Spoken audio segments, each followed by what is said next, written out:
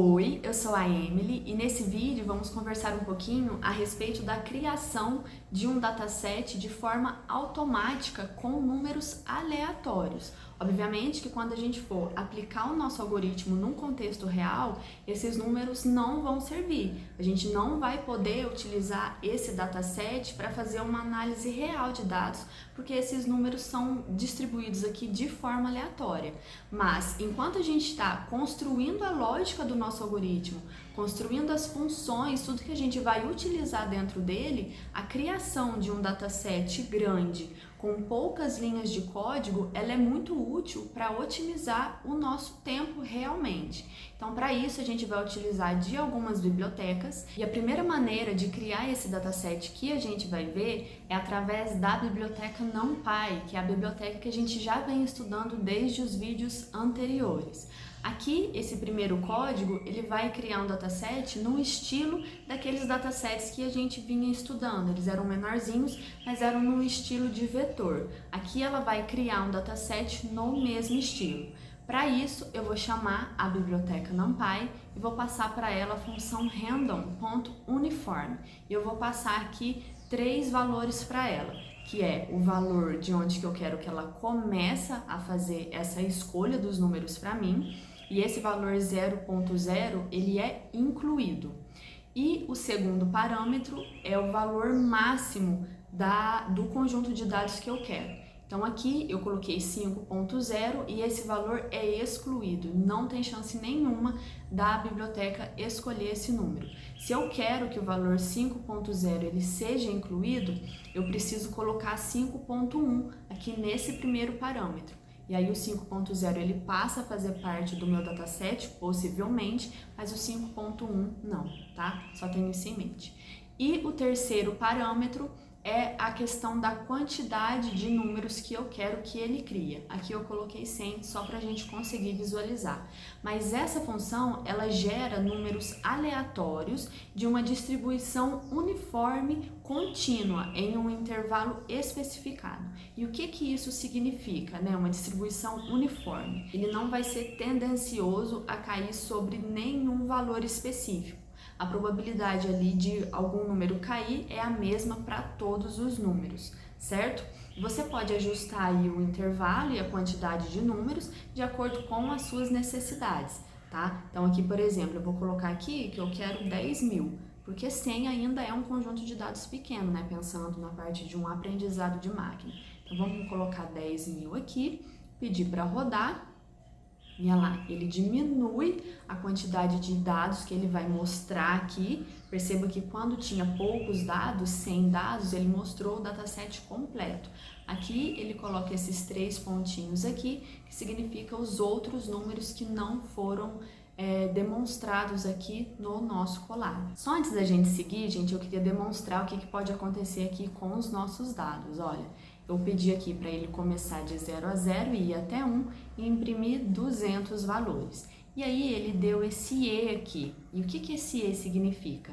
Ele é uma notação científica para representar números muito grandes ou números muito pequenos de uma maneira mais compacta. Isso acontece porque a própria biblioteca ela vai andar várias casas decimais dentro de uma faixa de valores ali, dentro do 0 e do 1, por exemplo.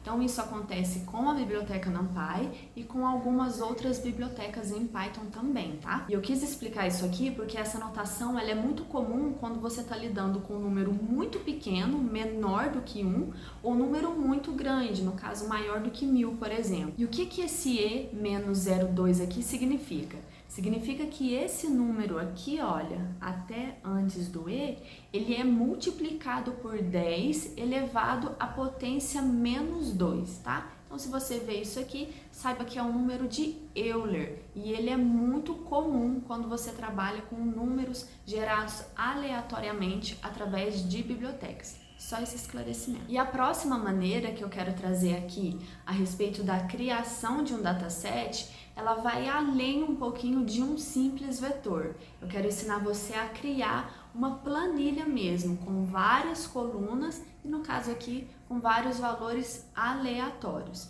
E para isso, a gente vai continuar utilizando a nossa biblioteca NumPy, mas também a biblioteca Pandas, que é a terceira biblioteca que a gente vai ver nesse estudo aqui de aprendizado de máquina.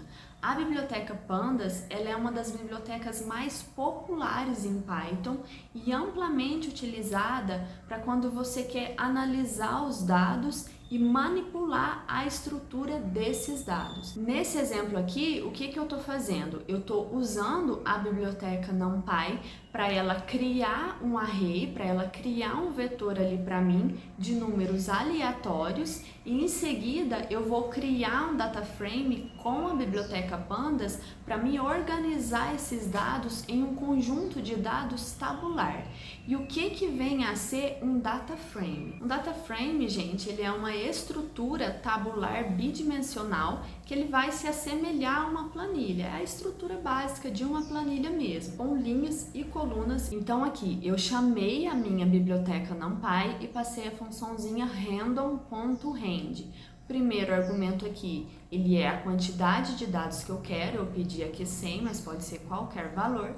E o segundo argumento, ele é a quantidade de colunas que eu quero, a quantidade de colunas ali que ele vai criar. Como eu não especifiquei qual que é a faixa de valores que eu quero que ele trabalhe, ele vai trabalhar da faixa do 0 até o 1. É essa a faixa de valores que a random.rand ela vai fornecer automaticamente.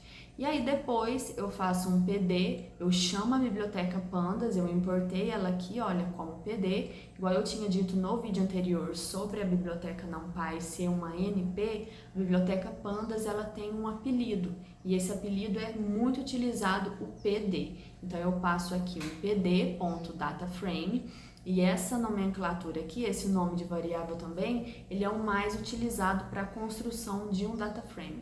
Então, tudo eu estou deixando aqui bem certinho como que você vai achar se você for procurar fora daqui, para você ter a semelhança do código daqui com o código que você for estudar fora aqui do canal, certo? Então, eu vou estar criando um data frame, eu vou passar para ele aqui quais são os dados que eu quero que ele faça essa construção do meu data frame e passar as colunas. No caso aqui, eu pedi 3 colunas e como eu sou muito criativa, a coluna vai chamar coluna 1, coluna 2 e coluna 3, tá? Mas isso aqui pode ser qualquer número. Aí, Emily, mas eu não quero criar um dataset que vai do 0 até o 1. Como que eu posso fazer isso? Eu trouxe aqui um segundo exemplo em que o meu dataset ele vai ser de 0 até o 500. E eu faço isso através dessa continha aqui. Olha, o que eu estou fazendo aqui?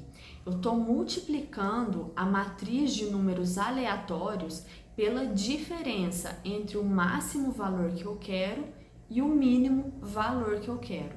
E essa diferença, ela vai nos proporcionar a amplitude da nossa faixa desejada. Depois eu vou somar com o valor mínimo meu aqui. Se eu quiser colocar aqui, por exemplo, max, número e depois colocar aqui no lugar de 500, pode também, mas eu quis só trazer ali embaixo, tá? Mas pode setar com umas variáveis e depois utilizar as variáveis ali embaixo também, tá? Mas voltando aqui, eu vou somar com o meu valor mínimo. Por que eu estou adicionando esse valor mínimo ali? E eu vou adicionar isso porque ele vai deslocar a faixa de números aleatórios para que ela realmente comece nesse valor mínimo. Em outras palavras ali, a gente está ajustando a faixa de 0 a 1, que é o padrão da função random.rand, para começar no valor mínimo, que no caso meu aqui é 0, e se estender até o valor máximo, que no caso meu aqui é o 500. Beleza, a gente aprendeu como construir o nosso dataset, mas agora eu quero te ensinar como que você faz para salvar esse conjunto de dados. Porque é interessante você trabalhar com vários conjuntos de dados para fazer vários testes diferentes, mas é interessante também, a partir de um conjunto de dados, você passar estudando ele através de todo o seu algoritmo. Então, para você utilizar ele mais tarde, é interessante você salvar. Como que a gente vai fazer isso? Eu também trouxe um código aqui simplesinho para te ajudar. A gente vai utilizar a biblioteca NumPy para fazer isso também. Ela é uma biblioteca bem completa para fazer essa parte de análise de dados, tá? Então, como que eu vou fazer aqui? Eu criei aqui, igual lá em cima, normal, só para a gente entender. Mas eu vou criar um arquivo, esse meu arquivo aqui vai chamar FileName, e que eu vou passar o nome do arquivo que eu quero que ele salve, no caso aqui dados, e .csv. Esse CSV você pode escolher com alguns outros formatos, tá? Mas aí depois, na hora que você for importar ele para dentro do seu código, você tem que ver aí qual que é o jeito que você vai importar cada tipo de arquivo. Eu vou passar np, vou chamar a minha função aqui, e vou passar um save txt. E vou passar aqui uma funçãozinha aqui para a gente salvar o nosso arquivo, tá? O nosso file name. Então eu vou passar aqui o nome do meu arquivo, então ela vai ser salva dentro desse arquivo. Vou passar qual que é os dados que eu quero que ele faça esse salvamento para mim. No caso aqui é os números aleatórios que ele vai gerar. E o delimitador aqui, vírgula. Dependendo do tipo de arquivo, dependendo do formato do seu arquivo, vai ser um delimitador diferente. Então, se você não for utilizar o CSV, dá um jeitinho aí de procurar sobre qual delimitador você vai colocar dentro do seu dataset. O CSV normalmente é vírgula. Tem alguns casos que se vai utilizar de ponto e vírgula, mas normalmente é a vírgula. E aqui eu pedi só para ele printar que os dados foram salvos com sucesso no arquivo dados.csv. Eu posso executar isso daqui e ela vai gerar aqui para mim, olha, dentro dos dados.csv. Só se atente que o Colab, ele vai gerar esses dados para você e ele vai salvar aqui dentro desse ambiente, né? Dentro desse ambiente aqui. Só que se você desconectar, ou mesmo se você passar, sem você fechar a aba, né? Você só passar muito tempo sem mexer aqui, ele vai desconectar. Então, você tem que ter a sabedoria que esses dados.csv, ele vai sumir. Então, sempre que você fizer uns dados que você não pode perder de jeito nenhum, sempre que você salvar esses dados, você vem aqui e faz o download dele, olha, fazer download, aí ele vai fazer para o seu computador. Aí depois, na hora que você for voltar a fazer o seu código aqui dentro do Colab, você vem no seu computador e arrasta o arquivo para cá de novo, porque a hora que desconectar isso aqui, esse arquivo some, tá? É só abrir aqui, olha. Ele vai te mostrar direitinho, ele mostra aqui, né, de 10 dados por página. No meu caso aqui, ele vai abrir no Excel normal, mas pode ser que você tenha algum outro software que abre um .csv, então aí você escolhe onde que você quer visualizar os seus dados. Vou abrir aqui. E aqui estão os meus dados, ele gerou aqui com o número de Euler que eu tinha comentado anteriormente, e ele vem aqui, olha, com 10 mil valores. E aí perceba aqui, gente, que ele veio sem nenhum título aqui da nossa planilha. Então, como que eu faço para salvar os cabeçalhos que eu fiz com o DataFrame?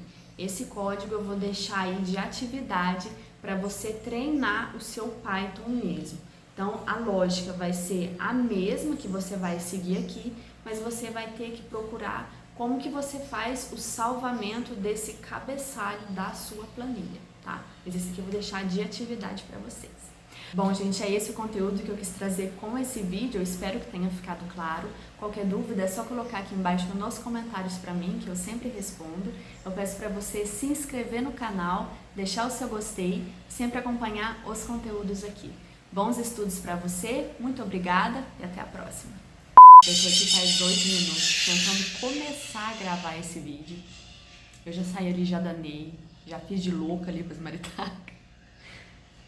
Mas elas não vão embora, acho que agora foi. Enfim, quase 9 minutos, vamos lá. Oi, eu sou a Emily e nesse vídeo vamos conversar um pouquinho